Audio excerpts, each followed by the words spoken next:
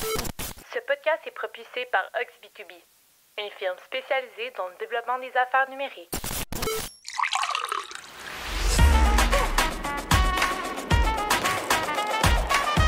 Bonjour et bienvenue au podcast B2B & Go, le podcast qui vous sert à chaque épisode une bonne dose des meilleurs outils et pratiques de vente et marketing B2B. C'est dans une formule pour emporter que Simon Deschênes et ses invités discutent des meilleures stratégies numériques et tendances de l'industrie, toujours sous le thème de la croissance des ventes. La table est mise pour vous présenter le B2B sous un nouvel angle. Bonne écoute!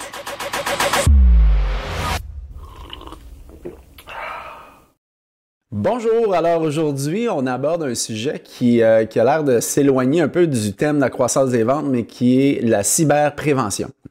Donc, pourquoi on aborde ça aujourd'hui? C'est que toutes les entreprises, toutes les PME, tous ceux qui sont à la direction des PME qui nous écoutent savent très bien que l'aspect de la conformité est important. Quand on parle de la conformité, on parle de comptabilité, entre autres, tout ce qui est fiscalité avec le gouvernement, ça en est de la conformité. Vous avez de la conformité dans plusieurs domaines de vos opérations, mais il y en a aussi et quelque chose d'actualité qui vient de tomber, c'est-à-dire qu'il y avait un projet de loi qui était le projet de loi 64 qui est devenu la loi 25, qui est sortie le 22 septembre et qui concerne la cyberprévention, c'est-à-dire la conformité au niveau des technologies de l'information. Et aujourd'hui, pour nous en parler, on a une experte avec nous, Émeline Manson. Émeline, bonjour. Bonjour, merci. Bienvenue au podcast. Et je suis tellement contente. C'est un podcast que j'écoutais, puis là, d'être là, c'est vraiment, vraiment nice. Ah, c'est le fun, ça. C'est le fun d'entendre. Écoute, Émeline, peut-être nous parler de qui tu es, parce que, bon, on peut te voir à travers les médias. Là, tu agis comme experte conseil pour plusieurs articles récemment, surtout récemment, hein, parce que c'est d'actualité. Donc, parle-nous de toi un peu. Avec plaisir. J'ai une entreprise de formation, d'accompagnement en prévention des fraudes, en cybersécurité, et je viens plus d'un bagage en criminaux à la base. J'ai un bac en criminologie et j'ai été longtemps intervenante psychosociale, justement en toxicomanie, itinérance. Fait que là, ça n'a pas trop rapport avec la cyber pour le moment, mais ça fait en sorte qu'on développe de grosses valeurs de relations d'aide, d'écoute, d'accompagnement. Et j'ai été chercher une petite saveur cyber à mon bagage via un certificat en cyber-enquête à Polytechnique Montréal, où est-ce que j'ai aujourd'hui la chance et l'honneur d'enseigner. Je donne 3 cours en cyberfraude, cyber-enquête, et j'ai eu aussi quelques expériences dans le domaine plus bancaire au niveau des fraudes et des clients qui se faisaient frauder. J'ai dit, mais je peux pas croire qu'ils ont cliqué à cette place-là. Donc, quand on pense cybersécurité, on pense beaucoup à l'aspect technique, technologique, mais on a un humain derrière notre écran aussi. Donc, moi, mon travail, c'est de l'accompagner, cet humain-là, pour m'assurer que le pouvoir qu'il a sur la technologie, ils s'en servent comme il faut pour éviter de cliquer le clic de trop ou d'envoyer le courriel qu'il faut pas. Donc, si je comprends bien, tu fais de la formation en entreprise sous le thème de la cyberprévention. Exact, tout à fait. Tu formes les employés, les gestionnaires, et les équipes et tout? Oui, okay. Exact. Super. Écoute, peut-être nous parler on parle de cyberprévention versus cybersécurité. Tu nous as fait un peu la différence parce qu'on parle plus de l'humain versus la technologie. On parle aussi de la loi 25, là. Bon, j'ai pas nommé ce que c'était. Peux-tu nous expliquer un peu en qu'est-ce que c'est, le quoi finalement de cette nouveauté-là? La loi 25, c'est une loi qui vient encadrer davantage les dispositions au niveau de la protection des renseignements personnels. Donc, toute entreprise, toute personne, tout travailleur autonome qui travaille avec des renseignements personnels, il y a des choses à mettre en place pour s'assurer que le citoyen, ces renseignements soient protégés, soient convenablement collectés, conservés, détruits ultimement. Donc, c'est comme tout le processus qui entoure les renseignements personnels, de s'assurer d'éviter les fuites de données. Parce que, on en a eu beaucoup quand même des entreprises, des grosses entreprises qui ont eu des fuites de données dernièrement, dues à des attaques, dues à des rançongiciels, peu importe. Et ça, c'est des incidents de confidentialité. Donc, le gouvernement va un peu plus, et c'est québécois, c'est une loi québécoise qui veut un peu plus encadrer ça justement, et on pourrait insister sur les aspects négatifs, de dire si tu te conformes pas, tu vas avoir des amendes, etc. Mais on peut aussi, dans le côté vente qui vous est plus cher, de dire ça peut être un argument aussi pour se démarquer auprès de nos clients, de dire nous on a déjà mis des choses en place. Bref, je vais un petit peu plus loin dans la thématique et je dépasse un peu le cadre de ta question, mais grosso modo c'est les dispositions au niveau des renseignements personnels. Mais bon, on peut se demander, est-ce qu'on a le choix de se conformer à ça ou là, c'est une loi, donc en quoi ça consiste, puis je pense que c'est important, puis on est à l'amener parce qu'on en entend parler, mais peu de gens en ce moment, d'entrepreneurs ou de chefs d'entreprise savent vraiment qu'est-ce que c'est. Pourquoi il faut se conformer? Pourquoi se conformer? Parce que c'est une loi puis qu'on va nous taper sur les doigts s'il arrive quelque chose et si on n'est pas conforme. Dans combien de temps, ça? Est-ce que la loi est déjà en place et il y a déjà des mesures répressives prévues maintenant ou le calendrier? Non, il y a déjà des choses quand même sur lesquelles on peut nous chicaner, si je peux dire. C'est une loi qui va entrer en vigueur de façon progressive sur les 3 prochaines années. On a eu un premier deadline qui est déjà passé, qui était le 22 septembre de cette année, donc 22 septembre 2022. On a d'autres choses à faire pour le 22 septembre 2023 et ensuite septembre 2024. Donc, plusieurs choses à mettre en place. Là, ce qui était important pour le 22 septembre, donc on a peut-être des délinquants qui nous écoutent en ce moment, mais on va pouvoir rattraper le tir. Première chose hyper importante, ça va être de nommer un ou une responsable des renseignements personnels.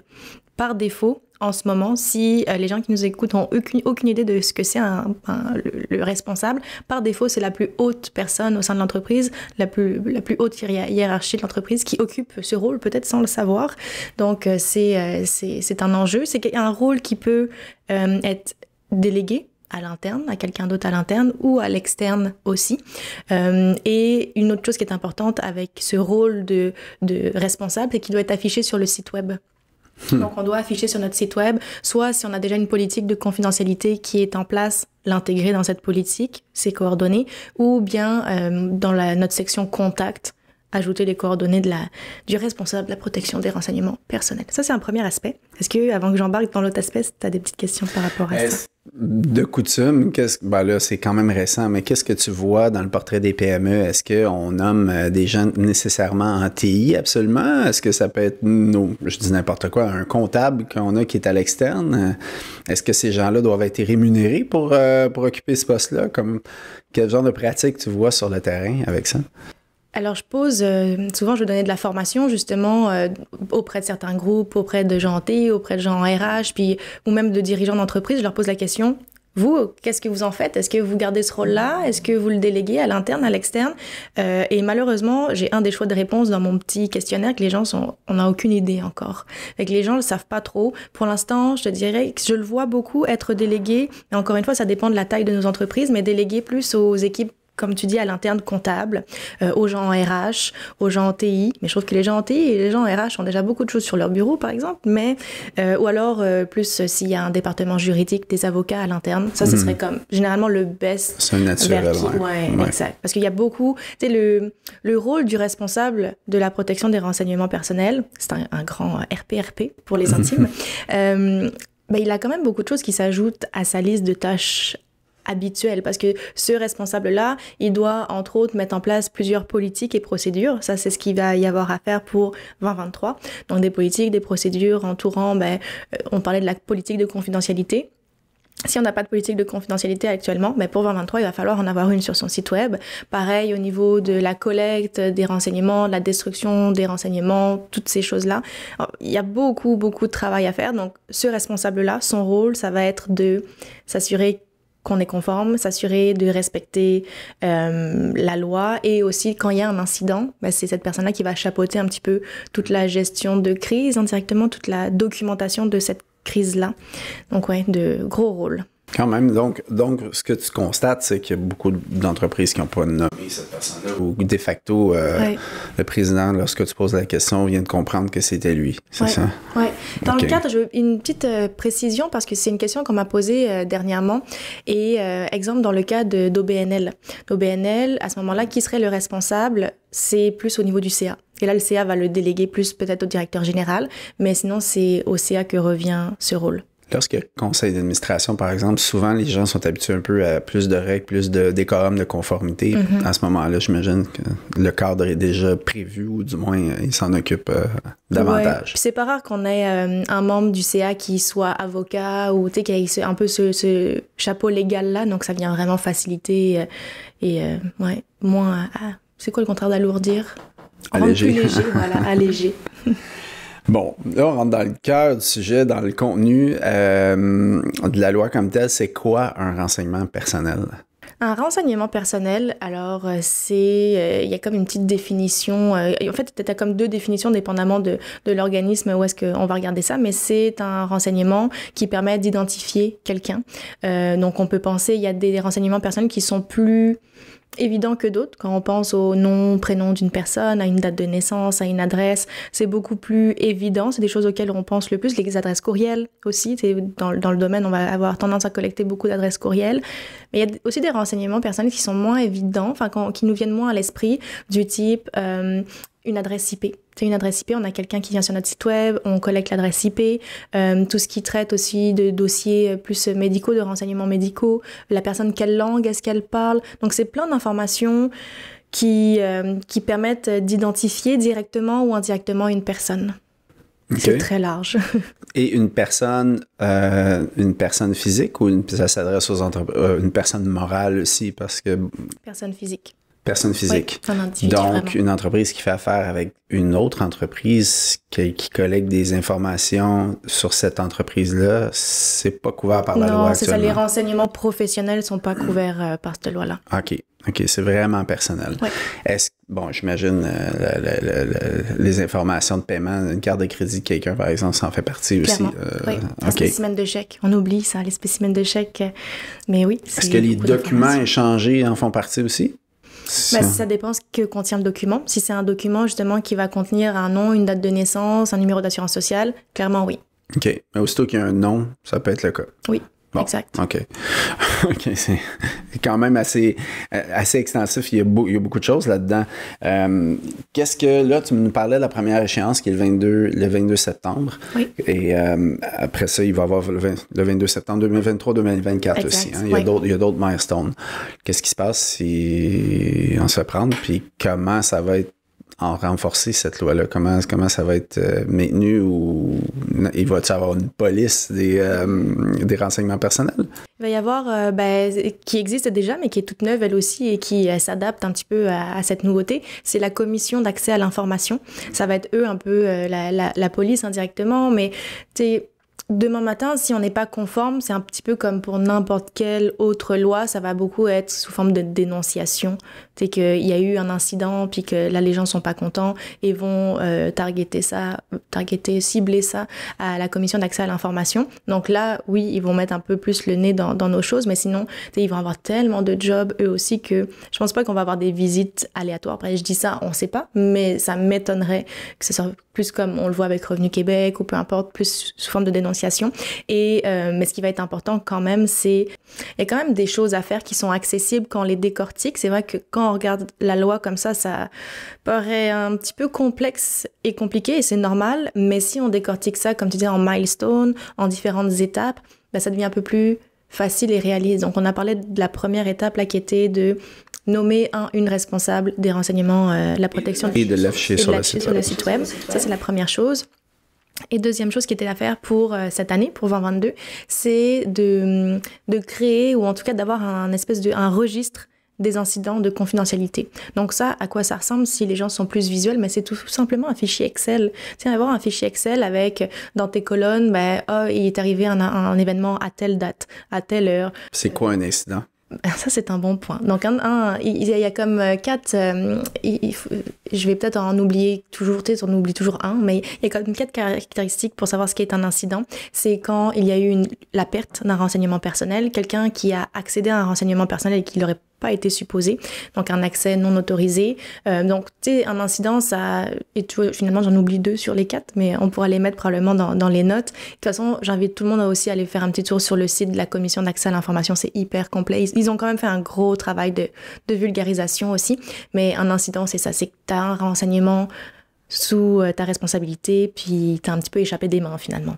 OK. Donc, il faut noter la date, la nature de l'incident, puis la date. Exact. C'est ça? Qu'est-ce qui est arrivé? Pourquoi est-ce que c'est arrivé? Puis un peu le post-mortem aussi, qu'est-ce qu'on a mis en place pour plus que ça réarrive? Donc, c'est un peu ça, l'idée. Puis ultimement, on veut que ce document-là reste vierge. Hein? Ultimement, là, jour 1, il va l'être, mais ultimement, on veut qu'il le reste aussi. Donc, C'est pour ça que certaines personnes me disent, Emeline, toi, t'es plus en cyberprévention, cybersécurité, t'es pas avocate non plus. Pourquoi est-ce que tu t'intéresses à la loi 25? Comme, déjà, moi, étant une entreprise, j'ai dû me conformer puis comprendre qu'est-ce que ça prend. Donc, autant partager cette vulgarisation à tout le monde, mais aussi que c'est bien beau d'avoir un registre d'incidents. Mais comme je le disais, ultimement, on veut qu'il reste vide. Donc, pour qu'il reste vide, faut mettre des processus de sécurité un petit peu plus en place. Faut adopter de bonnes pratiques au niveau de la gestion de nos données, au niveau de la gestion des renseignements pour éviter que ça arrive aussi. Puis l'accès aussi à différentes personnes au sein de l'entreprise. 100%. Ça veut dire aussi, se doter de logiciels de suite bureautique dignes de ce nom. C'est-à-dire que ça oblige un peu les entreprises à investir là-dedans. Oui. Ça permet, c'est un peu, et si on revient à un aspect plus positif que négatif, comme on disait tout à l'heure, mais ça permet de s'organiser un petit peu plus, puis ultimement d'optimiser son temps d'une certaine façon quand on vient chercher ces outils-là. Et après, c'est toute la notion au niveau de la gestion des accès, comme tu disais. C'est bien beau, OK, on est passé à tel outil pour gérer les documents, pour gérer les dossiers, mais qui a accès à quoi dans l'entreprise? Puis là, j'ai quelqu'un qui quitte. Il faut révoquer les accès. Donc, il y a comme toute une gestion aussi ensuite à faire dans un premier temps, oui, faire la liste de c'est quoi les renseignements personnels qu'on collecte, mais qui y a accès? Et ils sont où ces renseignements personnels-là? Donc, on peut décortiquer aussi ces certaines étapes qui vont être à mettre en place pour assurer la bonne gestion de ces données, ultimement. Les mots de passe aussi, je pense à... Même nous, on détient des mots de passe de plateforme de nos clients comme tel. Ça en est un renseignement personnel, je suppose. Il faut aussi prendre soin de détruire ou d'effacer, d'avoir une politique pour la suite. Est-ce que... On parle de politique, il va falloir en rédiger une. Moi, j'ai une première question plus détaillée. La personne qui est notre responsable, qu'on identifie, qu'est-ce qu'il faut mettre? Son nom, son prénom, son nom, une adresse courriel, des coordonnées pour le joindre, ou comment ça fonctionne? Oui, ça rentre justement dans la section de nommer ce responsable-là puis d'afficher ses renseignements sur le site web. C'est à cet endroit-là que peuvent être indiqués. Et tu vois, certaines entreprises et certains même bureaux d'avocats vont pas... nommer une personne en tant que telle, ça va pas être Emeline Manson, mais on va avoir créé une adresse courriel générale par contre. Donc c'est pas vous pouvez écrire à emeline.manson, c'est vous pouvez écrire à vie privée notre nom de domaine. Donc ça permet aussi de, si jamais il y a du changement à l'interne puis que le rôle change, au moins c'est une adresse courriel générale aussi. C'est tout simple. Pour vrai, c'est un petit paragraphe, les gens peuvent aller voir sur mon propre site web. C'est un petit paragraphe vraiment de quelques lignes pour dire renseignement, voici une adresse courriel, on vous répond dans les temps de jours et ça on donne un accès pour que les gens puissent poser des questions. Ouais. OK. Lorsque tu parles de politique, à chaque fois qu'on mentionne le mot politique, on a l'impression qu'on va s'asseoir là-dessus devant un ordi pendant à peu près 4 jours pour la pondre. Est-ce qu'il y a des guides? Est-ce qu'il y a une façon de faire? Est-ce qu'il y a un mode d'emploi sur le site de la commission pour savoir comment la rédiger? Est-ce qu'il y a des indications ou on y va comme on pense? La commission d'accès à l'information va beaucoup plus nous aider et c'est un peu leur promesse pour plus des procédures à l'interne. Mais pour la politique, il n'y en aurait qu'une seule théoriquement, qui est la politique de confidentialité qui va être affichée sur le site web. Quand j'en parle à mes entrepreneurs, il y en a qui vont être tentés d'écrire sur Google politique de confidentialité puis d'y aller avec certains templates. Il manque quand même, les templates qu'on peut avoir en ligne manquent les notions importantes concernant la loi 25, parce que la loi 25, quand on regarde, c'est encore tout neuf. Donc, on va avoir des politiques, mais elles sont pas complètes. Elles sont pas complètes, puis elles n'incluent pas certaines choses qui sont importantes concernant la loi 25 spécifiquement. Je sais que c'est un budget supplémentaire qu'on n'avait pas nécessairement prévu, mais un avocat serait vraiment, vraiment la meilleure personne qui pourra nous aider à ce niveau-là, va pouvoir nous poser les bonnes questions parce qu'une politique de confidentialité, ça nomme quels sont les renseignements personnels qu'on collecte, ça nomme avec quelle application tierce est-ce qu'on travaille. C'est vraiment très personnalisé en fonction de l'entreprise et de sa réalité et des outils qui sont utilisés. Donc, on peut pas faire un copier-coller de la politique de quelqu'un d'autre. On peut, puis l'adapter soi-même, mais moi, j'irais quand même contre-vérifier ça avec un avocat, ultimement, oui. Puis un avocat dans quelle spécialité? Droit des affaires, tout simplement? Ou est-ce qu'il y a des avocats qui se spécialisent là-dedans? Puis si c'est le cas, c'est... Ouais. À quel niveau? Mais dans les bureaux d'avocats, généralement, c'est rare qu'on trouve un avocat qui est tout seul. Généralement, un avocat va être avec d'autres avocats qui ont chacun leurs propres expertises. Mais oui, il y a de plus en plus des avocats qui sont spécialisés au niveau de la protection des renseignements personnels. Donc, c'est plus ces avocats-là qu'il faudrait aller... Dans des cabinets qui traitent du droit des affaires, entre autres. Exact. Il y a une spécialité qui devrait aller là. Ouais. Là, tu nous parlais de nommer une personne, avoir une politique pour 2023. Le milestone de 2024, c'est quoi? Alors, 2024, puis là, tu t'es passé vite sur 2023, si tu veux. Peut-être que je suis allé trop vite. On revient. Il y a d'autres choses pour 2023. Donc, politique de confidentialité pour le site web, qu'on vient d'aborder. Mais il y a aussi plein de procédures à mettre en place à l'interne. Et ça va être le rôle, justement, du responsable de la protection des renseignements personnels.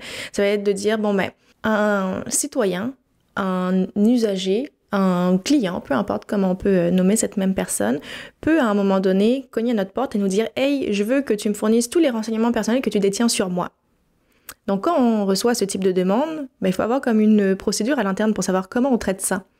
Comment on fait et de quelle façon on le fait. Donc une procédure qui vient justement couvrir la demande de renseignements personnels d'un client. Il y a aussi ce client-là, si jamais il le souhaite, il peut pas porter plainte, parce que ça fait référence à la police, mais plus... il y a quand même le mot plainte dans ce que je veux dire, mais en tout cas, nous flaguer de dire « Hey, je suis pas d'accord avec les informations que tu as, je veux que tu les supprimes, exemple. Donc, je veux que tu supprimes les informations que tu détiens me concernant. » Mais là encore, notre responsable, il faut qu'il ait une procédure en place de dire est-ce que la demande est recevable? Si c'est encore un client en cours, on s'entend que je peux pas effacer ses renseignements personnels, on en a encore besoin, on travaille ensemble, mais peut-être que dans d'autres contextes, c'est légitime et à ce moment-là, il va effectivement falloir les supprimer. Comment je les supprime? Est-ce que je les désanonymise? Ça, c'est une autre notion aussi de dire on la garde, mais on enlève l'information qui identifie directement ou indirectement le client. Donc, ça, c'en est une autre. Qu'est-ce qu'on peut avoir d'autre? Une politique aussi. J'ai un incident. Qu'est-ce qu'on fait? On a un incident de confidentialité, c'est quoi les étapes? Donc, moi, je suis quelqu'un qui aime bien les procédures et les politiques de façon, pas politique, mais plus les procédures de façon générale. Donc, je trouve ça bien d'encadrer tout ça et c'est de dire, quand vient le moment, quand le feu est poigné, notre cerveau est plus apte à penser à tout ce qu'il y a à faire. Donc, en fait, c'est simplement une checklist, hein. C'est vraiment juste une liste de contrôle, de dire, il arrive ça, c'est quoi la prochaine étape? Puis, c'est beaucoup mieux de créer cette liste-là quand on a la tête un peu plus sereine, pour pouvoir penser à des choses que quand le feu est poigné, on pense pas. Tu sais, exemple, rien que, ça peut être bête, mais il y a l'incident de confidentialité, donc là, on intervient, mais on oublie de l'indiquer dans notre registre des incidents. Mais c'est important. Donc, c'est plein de petites étapes. Puis, il y en a d'autres, des politiques. Si on peut penser à une politique au niveau des employés pour assurer le bon roulement des employés. Quand j'ai quelqu'un qui quitte, qu'est-ce que je fais? Qu'est-ce qui est révoqué? Quand j'ai quelqu'un qui est promu à l'interne, qu'est-ce que je fais? Qu'est-ce qui doit être révoqué? Qu'est-ce qui doit être ajouté? Donc, un peu toutes ces idées. J'en oublie peut-être en termes de procédures, mais globalement, les plus importantes ont été nommées.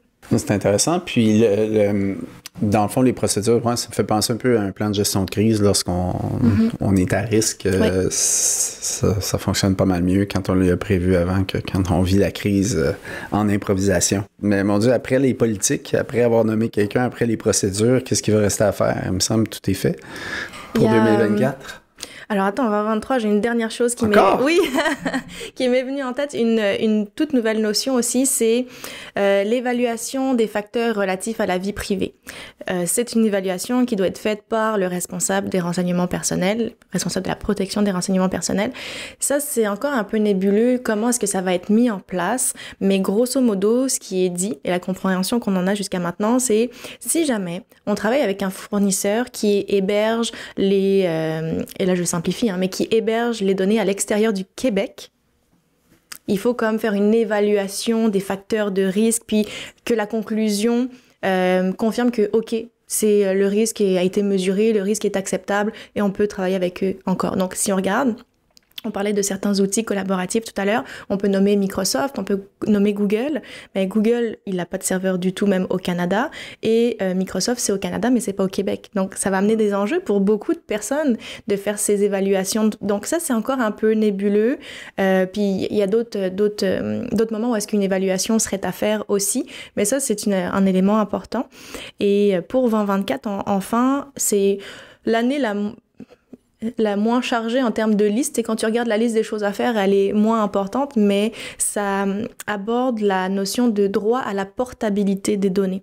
Ça veut dire que si demain, exemple, encore une fois, je caricature pas, mais je mets des images un peu parce que c'est abstrait. Si demain, j'ai un client qui veut plus travailler avec moi et qui souhaite que je transfère son dossier complet à une autre entreprise, je devrais être supposée pouvoir le faire dans un format prédéfini. Donc, l'exemple le plus illustré que j'ai pu trouver en lien avec ça, c'est exemple dentiste. Je suis un dentiste, puis là, mon client, il a déménagé et la droit à la portabilité, ce serait ça, c'est de dire le dossier médical, je le transfère à un autre professionnel. Donc ça, ce métier-là, les dentistes le font déjà, les médecins le font déjà, ce type de démarche, mais ça va être à faire pour toutes les autres entreprises aussi. Ça n'inclut pas si on a fait un travail avec le client, le contenu du travail qu'on a fait ensemble n'est pas concerné par ça, bien entendu, mais les informations, les renseignements personnels de la personne, son dossier un petit peu plus avec ce qui concerne les choses identifiables directement ou indirectement, ça, on devrait pouvoir le transférer. C'est ça la 3. Ça aussi, c'est abstrait encore de comment on va faire ça. Ça semble, mais au moins, ils ont 2 ans encore pour le préciser. Donc, oui, c'est beaucoup de travail quand même. On parle d'une loi. Donc, si on parle de se conformer, si on se conforme pas, on parle probablement des sanctions. Ouais. Ça ressemble à quoi? Il y a 3 échelons de sanctions. Au niveau des chiffres, ça ressemble à des montants quand même assez salés, dans le sens où ça peut être des amendes allant de 2-4% du chiffre d'affaires mondial d'une entreprise. Il peut y avoir aussi des recours de la part des personnes qui ont été ciblées. On le voit avec certaines entreprises aujourd'hui qui a comme des recours collectifs pour demander réparation. Donc, ouais, ça peut être très salé. Et on oublie aussi l'impact sur la réputation d'une entreprise que ça peut avoir. C'est de dire, oui, ça fait un trou dans le portefeuille, mais au-delà de ça, il y a aussi un impact sur notre réputation. Et donc, c'est pour ça que moi, j'encourage plus les gens à pouvoir intervenir en amont, même si on le disait tout à l'heure que, il n'y a peut-être pas d'enquête, il n'y a peut-être pas personne qui va cogner à notre porte de façon aléatoire, mais quand même, c'est de rassurer nos clients, de rassurer les gens avec qui on travaille, de dire, on a mis des choses en place, puis comparativement à un concurrent, peut-être, nous, on a mis des choses en place et la protection de vos renseignements personnels, c'est important pour nous. Puis informer aussi ses employés que ça existe. 100%, parce que ça, c'est une autre chose. On peut bien faire des procédures en tant que dirigeant de ça. Puis si ça dort sur une tablette, puis si on est questionné à un moment donné, il faut que ça vive aussi dans l'entreprise, je suppose. Oui. Donc, de former aussi les employés, ça va être important de les sensibiliser aux informations personnelles avec lesquelles ils gravitent. Et puis, ça va être... c'est là qu'ensuite, la cyberprévention rentre en jeu, de dire, on envoie des courriels. Informations sensibles, c'est pas top d'envoyer ça par courriel. OK, on fait ça comment? Donc ça va être aussi beaucoup de gestion de changement dans les pratiques actuelles. Dire, oui, mais on fait ça depuis tout le temps. Ouais, mais c'était pas une bonne chose. Puis aujourd'hui, pas une bonne pratique, exactement. Puis aujourd'hui, on a un petit peu plus à perdre. Donc, d'accompagner les équipes, clairement, 100% d'accord avec toi. Il n'y a pas beaucoup de publicité qui est faite sur la loi. Disons qu'elle elle est passée dans un moment, je pense, on était en élection, puis on dirait que peu de gens, peu de chefs d'entreprise savent que ça existe même. Est-ce que tu penses que le gouvernement va faire des campagnes pour sensibiliser un peu? Ou... Le gouvernement, je sais pas. Je sais qu'il y a beaucoup de regroupements d'entreprises qui essayent de mettre ça de l'avant. Moi, personnellement, je fais partie d'un cercle numérique, justement, où est-ce qu'on est plusieurs experts dans le large domaine de la cyber, donc avec des avocats, justement, où est-ce qu'on veut informer plus. Il y a aussi une entreprise, un organisme qui s'appelle INSEChem, qui est en train de bâtir des choses pour pouvoir aider. Mais je sais pas pourquoi il y a tant de silence de la part du gouvernement. Et j'ai appris aussi dernièrement que la commission d'accès à l'information, donc cette entité-là a comme changé de ministère aussi. Donc il y a de l'adaptation de leur côté aussi, plus. C'est venu plus vite qu'on pensait, on le savait, mais c'est venu plus vite qu'on pensait quand même. Mais il va y avoir un avantage à être prêt en premier, puis avoir fait ses devoirs, clairement. 100%. Écoute, Émeline, merci beaucoup de nous avoir partagé tes connaissances à ce niveau-là. Je pense que c'est très éclairant pour chaque dirigeant d'entreprise d'entendre ça. Ça allume des lumières, clairement. Ça provoque certaines alertes. Il n'est pas trop tard. ce qui est bien. On n'en parle pas, puis on est en 2024, donc on est en 2022. Je te remercie beaucoup de ta contribution. Avec grand plaisir. Ce que je propose, on fait toujours une checklist, donc j'invite tout le monde à venir voir les points importants parce qu'il y a beaucoup de détails dans ce que tu as donné, donc à se rappeler. Donc, si vous voulez venir consulter, là, on mettra ça par écrit là, sur la page de l'épisode du podcast. Puis je te partagerai même un fichier Excel sur lequel j'ai travaillé pour que les gens puissent commencer à faire l'inventaire des renseignements personnels qu'ils collectent et devenir un peu challenger. Ah, c'est quoi la sensibilité de ce renseignement personnel? Où est-ce qu'il est? Qui a accès? Donc, je vous partagerai ça aussi avec grand plaisir. C'est très généreux de ta part. Si on veut te rejoindre, si on veut t'embaucher pour une formation, pour sensibiliser nos employés ou quoi que ce soit, comment on fait pour te joindre? Très, très présente sur LinkedIn et j'ai une chaîne YouTube également avec des capsules vidéo très courtes, 1 minute, 2, 3 minutes, pour venir sensibiliser puis allumer des lumières un petit peu plus. Donc, pareil, la chaîne YouTube est un bon début pour apprendre à me connaître et apprendre à connaître ma vibe et voir si ça fit. Donc, on tape ton nom puis on te trouve automatiquement. Oui, ça devrait être ça. Je te remercie beaucoup, Émilie. Merci à toi.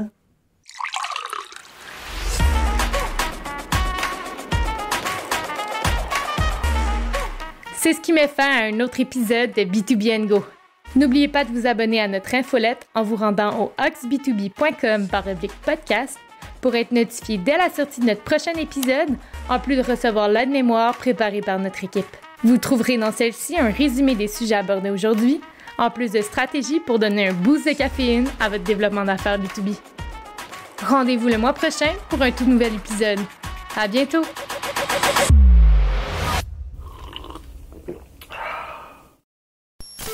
Le podcast que vous venez d'écouter est propulsé par Ox B2B, une firme spécialisée dans le développement d'affaires numériques.